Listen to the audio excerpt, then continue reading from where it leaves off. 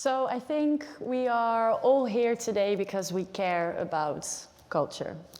We are at an art fair, we enjoy looking at art, we enjoy talking about it, we enjoy knowing about its history, asking questions about its makers, knowing why a specific gallery acquired that piece or finds that interesting. We care about it and we enjoy it, and that's probably what we all are doing here today at TEFAF. But what I think we also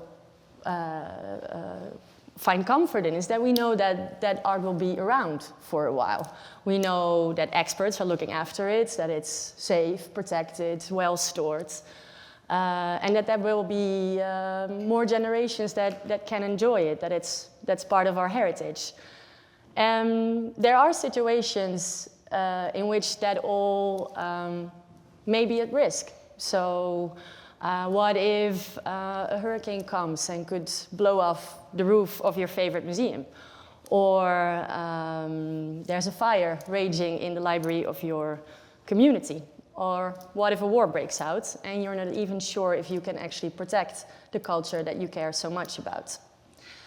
Well, that is exactly what we focus on at Cultural Emergency Response. We try to protect culture in crisis situations. We are a cultural ambulance, as I often like to describe it, working directly with local partners to provide first aid to cultural heritage that's under threat because of conflict or disaster situations. We provide quick and flexible support to those local partners so they can do everything from the evacuation of collections, the stabilizations of monuments and sites, everything basically to prevent further damage. And we do that as fast as we can in the immediate moment, so at all costs we try to avoid the heritage from being lost forever. And we do that because we believe that culture is a basic human need, and culture is what makes us human. It connects us to our past and to our communities. And that's why we care so deeply about the work that we do. And we also work with our partners to prepare for crisis. So we have a network of regional hubs in the most vulnerable regions that are go-to centers for cultural emergency response. And we have mentorship and training programs as well. And TEFAF has been supporting us in this work for a long time already, since 2008. And we're very grateful for the partnership and for this platform here today, because every opportunity that we get to talk about the importance of heritage protection, we feel we should take. We're here today with a specific motive, actually, because one of the things we've been working on hardest, I think, in the past 18 months is the work we've been doing to protect the cultural heritage of Ukraine during the ongoing war. Ever since the escalation of the war in February last year, we've been working very closely with both international and local partners to protect whatever we could from the Russian aggression. And together with a pooled fund, a mobilized international community, but mostly heroic efforts in Ukraine, we were able to support over 100 cultural institutions to protect their collections and their buildings and their sites. So I'm very pleased to have with me today Oleksandra Kovalchuk, who is Deputy Director of the Odessa Fine Arts Museum and the founder of the Museum for Change initiative. So welcome. It's nice to be here. And today we really want to talk actually about your experience mostly, because you've been one of our most crucial partners, I think, in making sure that we could do whatever it took to protect Ukraine's culture and identity. So yeah, maybe you can tell us a little bit about yourself before we dive into it. Sure. So I was born in Odessa and stayed there until February 24th last year, the beginning of invasion. And I hope to be back there as soon as it will be safe for my little baby. I'm not strong enough, unlike my colleagues and some friends who are still there. And And after Maidan revolution, I realized how important volunteering and movements, volunteers, proactive activism is important, and how much it can change. Then we've created so much, helping Ukrainian army, helping internally displaced people, because that's where Russia actually invaded Ukraine in the first place. And then I thought, if we can do this, can we make Ukrainian museums as loved as museums in the United States, for example, as cherished by communities, not by the state? So I was really much inspired by American institutions and systems that worked here for tens of years, I guess, hundreds of years. And that's how I ended up in the Odessa Fine Arts Museum and stayed there. And I've been a director, actually, before the beginning of full-scale invasion. Thank you. And we'll talk more about all the work that you've done ever since the war escalated, and also why you feel it's so important. But before we do that, we thought in preparing this conversation that maybe it's good to explain a little bit about the context of Ukrainian arts and culture, and to take us back a little bit also for an understanding why it's so important, and you were also motivated to do what you've done over the past months. Can you enlighten us a little bit? Sure. I will share 3 stories, basically. One would be about these early mosaics of Demetrios of Thessaloniki. It was in the St. Michael's Cathedral in Kiev. It was built on the edge of 11th and 12th centuries, and it was blown up by communists in 1936 because they needed more space to creating buildings or monuments that would serve communist ideology. So this cathedral was just blown up. Luckily for us, they've sent a team from Moscow of people trained in taking mosaics off the walls, and they've dismantled some mosaics from the cathedral, some frescoes also. And most of this they've taken to Moscow, and right now you can find this work of art on the website of Tretyakov Gallery as one of the main highlights of their collection. Another example of what Ukrainian art has been going through is an Ukrainian modernism, or would say Ukrainian avant-garde movement, because as Ukraine proclaimed its independence in 1917 after the beginning of revolution in Russian Empire, but for the next couple of years Ukrainians were fighting with the Red Army, with White Army, Tsarist Army, etc. Unfortunately, Ukraine didn't happen as a state then. And for communists, it was important to take Ukrainian intelligentsia, Ukrainian artists, writers, poets on board of the Soviet Union project. So they've promised to give freedom of speech, freedom of expression to Ukrainian artists, and that's what they did. And that's why in 20s we have this burst of Ukrainian art in different ways, Ukrainian literature, Ukrainian poetry. And by the end of 30s, most of these people were executed, and most of their works were forbidden, as they forbidden the special fund, the forbidden art, that was collected by National Art Museum in Kiev. They've collected a lot of works of art that didn't fit the Soviet Union official narrative, that were avant-garde, because official state should have tell the story of happy and healthy people that are happy to serve their country in different ways.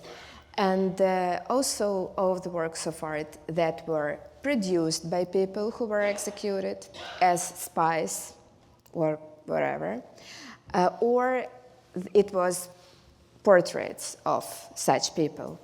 And that was a big collection that was accommodated in the National Art Museum of Ukraine. Fortunately and unfortunately for the world, 1939, World War II starts. Fortunately for this collection, everybody forgets about it, and that's how it survived, unlike same kind of collection in Lviv, which was completely destroyed, burned. And we could finally see it in the National Art Museum of Ukraine only 2018, that it took place in the rooms, and then it was sent to basements again after the beginning of invasion. And the last thing, but I think it's very symptomatic, is the history of this iconostasis from Bagorachane village. It was produced by one of the brightest Ukrainian artist, Yov Kanzelevich, who was trained in Kiev in one of the main Kiev cathedrals. And he created an amazing work. For me personally, unfortunately here we cannot see the images in the iconostasis, but they are really kind of Raphaelish. And it's a really beautiful, amazing art. And this iconostasis was relocated series of times. First time when, during World War I, Russian Empire army was advancing towards this territory, which at that time belonged to Austro-Hungarian Empire. So Austrian officers saw this iconostasis. They thought that it was beautiful, and it just happened to be so that Russian army at that time was burning down villages and churches too, especially Catholic churches. So they've decided to dismount it and to send it to Vienna. And then after World War I, it was reclaimed by Poland. And the Ukrainian philanthropist from Lviv wanted to buy it because for him it was the history of Ukrainian art. And he was the main philanthropist to support Ukrainian art and to tell the story. And he built a museum where a special room was dedicated to this iconostasis. And in 1934, this iconostasis arrives to Lviv. And in 1939, these territories are invaded by Soviet army. And that's when they need to dismount this iconostasis from the museum and hide it in a different cathedral, somewhere deep inside, to make sure that anti-religious Soviet Union would not burn these things down. And eventually, after Ukraine became independent, it was conservated, it was assembled together. From 2014, it was in the exposition of Lviv National Museum. And February 24th of 2022, we had to dismount it one more time and send it to safety, trying to protect it from Russians one more time. And Ukraine had about 10,000 of such type of iconostasis. Right now we have 4. And I hope that we will manage to preserve these 4 iconostasis until the end of this war, and that there I really want to thank everybody involved in supporting help to professionals in Ukraine who are trying to achieve this goal, and especially to Cultural Emergency Response and all of the work that you've done to protect Ukrainian art. Thank you. But it's incredible, of course, that you have a country in which you have to, 6 times move this iconostasis just to keep it safe. I mean, I think that's an exemplary story of the urgency that's now needed again. Of course, you needed to mobilize again, but also how Ukrainian art and culture and its identity actually have been continuously under threat in a way. Of course, February 24th last year, you as director of the Odessa Fine Arts Museum must have thought, I need to do something to protect my collection as well. And it would be, I think, good for us to understand what you then actually do to keep your collection safe, because it happened fast. Were you prepared? What actions did you take? Can you tell us a little bit about that? For me personally, this invasion began somewhere in November when Actually, I think it was Joe Biden who announced that Russia is going to invade Ukraine. And that's when next day I came to the museum. We had an emergency meeting with my deputies to speak about what will we do if that happens. And that's when we started to prepare. We were very lucky because we've been working on building the community of supporters and admirers of the museum for the past 5 years. And we actually could afford buying some of packaging materials. And it was also a very abstract idea. It turned out that what we've managed to buy before the invasion, it was enough for some steps, but it wasn't nearly enough for everything that we had to do in next, I would say, month after the invasion on February 24th. And we've been also thinking about different outcomes, different scenarios of what will be happening, and discussing should we create a transfer acceptance act, for example, if Odessa is occupied and we need to somehow but to have a testimony of what was taken over by Russian authorities, for example, in this case. We've been brainstorming on different ideas, and we didn't have enough information that we have right now by this moment, due to all of the international support that we get. And we were thinking about, we had some food purchased, I believe, some water storage in our basements. We were thinking about buying the hydraulic special things to cut grates on windows in case that building is hit and people cannot leave the basement in a normal way. So it was a very painful, psychologically complicated period of time for our team. But I think that we did whatever we could. We've prepared the red list, and actually we were about to send 100 works, like highlights of the collection, to Western territories as an exhibition, because we thought that it would be our call. But every day we were thinking, is that right? Is that right? Should we do that?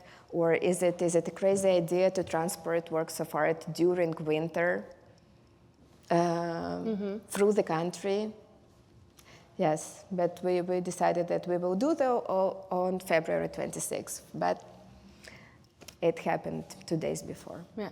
So you evacuated your entire collection, basically, or? First of all, we do not comment on what we evacuated or not. I'm just saying that we were prepared to send 100 works for sure. And then for every museum, it's its own story that we do not comment much. Yeah, yeah. Also to keep the collection safe, of course. It's better to not know where they are kept safe. And of course, you were not the only museum facing this situation. I mean, there were many museums in Ukraine, and I'm not sure if you know this, but I think Ukraine is one of the most dense countries of local, regional museums, collections, etc. in the world. Of course, you were quite well prepared, but there are many smaller regional museums that either did not speak English or did not have an international network. They did not know what to do in case of an event like this after the escalation.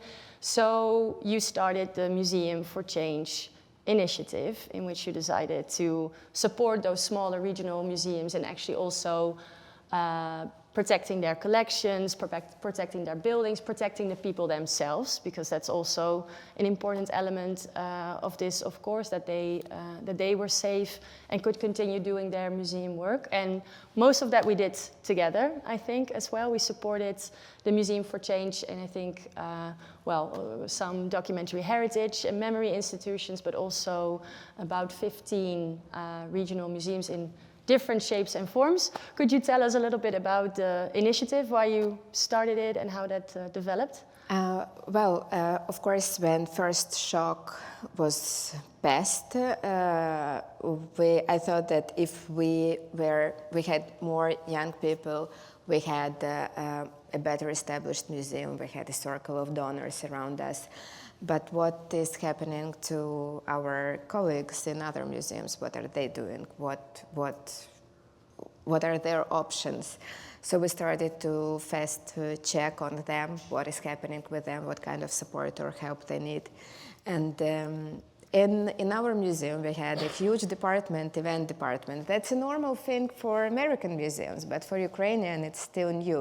We had a fundraising department with 3 people, which is actually also rare situation yet for now for Ukrainian museums.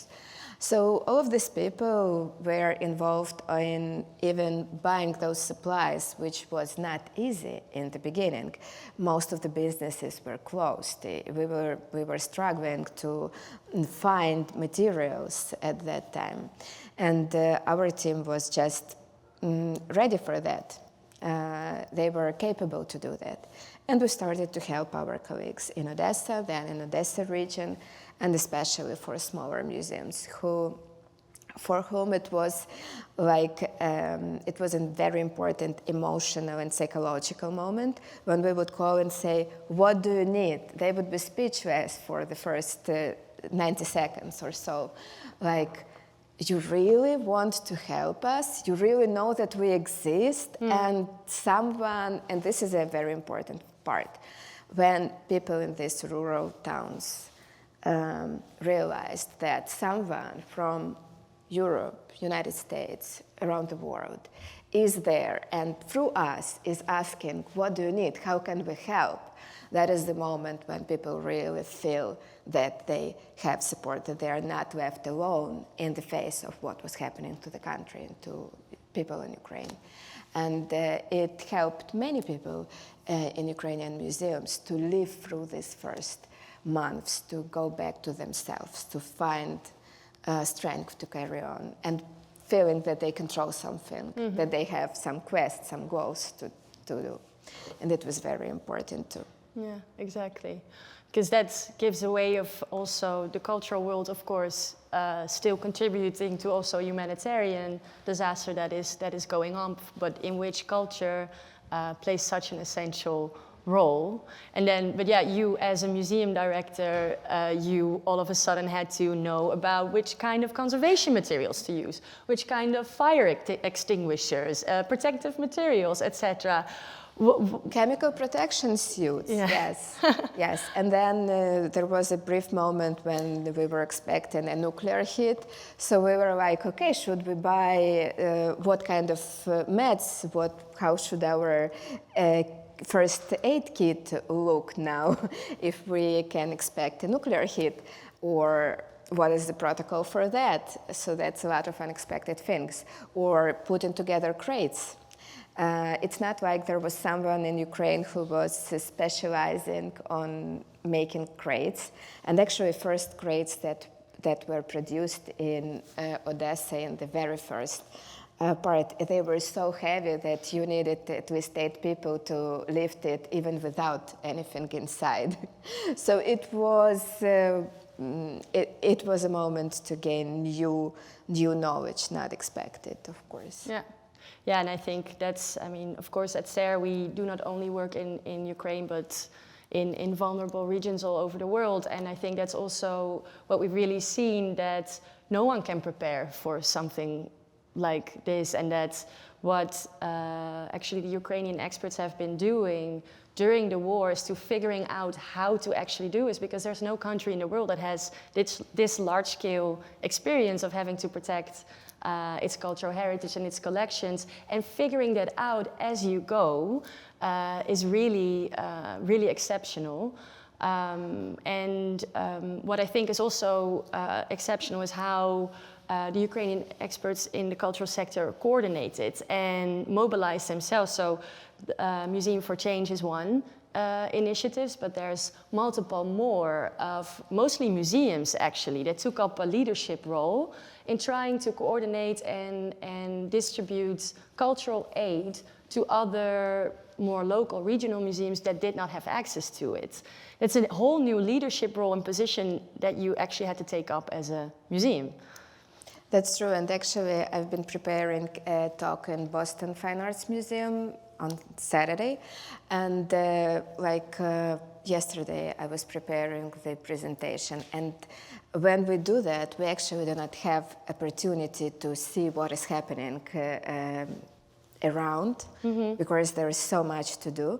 And then I saw what they've been doing, how they've been collecting new objects for their collections, how they've been saving things that were in museums that were hit or in religious buildings, etc. And I was actually crying on the train because I was so fascinated by my colleagues, by what they do, by how much support they provide to their colleagues. And it's just, I don't think that this is about Ukrainian museums, actually. It's not about Ukrainian museum leadership. I think that's something that we see in Ukraine in general. Right now, Ukraine is just a extremely horizontal volunteering network of all kinds of activist volunteers who are helping. And my Facebook feed looks like just a donation platform, actually, as itself. It's about being proactive, being responsible, and asking what else can I do? What else can I do? What else needs to be done? And I think that for me it was a little bit easier being here in the United States to be on the distance and to be able to process, to analyze information that we have and think, okay, what's next? Then again, analyze, then what's next? Yeah, exactly. Because that what's next, you had to keep thinking. You are still thinking that, I can imagine. Also because, of course, the priorities during the war shifted completely from a sort of preventive protection of collection at the beginning to a more facing a reality that there's, of course, also museums that had already been damaged by missile attacks or collateral damage. So what you needed to do in terms of first aid, because we say first aid as it is a normal thing, but it is actually very practical. We really talk about covering doors and windows and roofs, making sure water cannot get in, making sure there's bubble wrap around a 3D object in a collection. So it is really, really practical. Can you give us some examples of those practical things that you actually had to do as first aid? We did a lot as the first aid part. Our idea was to help museums be prepared for evacuation. It's not necessary that they would evacuate collections, because you never know how will you store and preserve works of art better in your own facility or somewhere in a remote facility. And we did a lot of that. We've helped museums to make their buildings more secure with a security system, with grates, with roller blinds, for example, for windows, with surveillance and the fire alarm systems, for example, things like that. And then as it changed, we always faced new challenges. Like when winter came, they've started to hit infrastructure, and a lot of museums in main cities of Ukraine were without heating and without electricity. And I think that you all know that that's not how you want to preserve art, to store art in buildings that suddenly have no heating in the winter from time to time, and it changes like this. We have heating, we don't have. We Great for your collection. Great, perfect.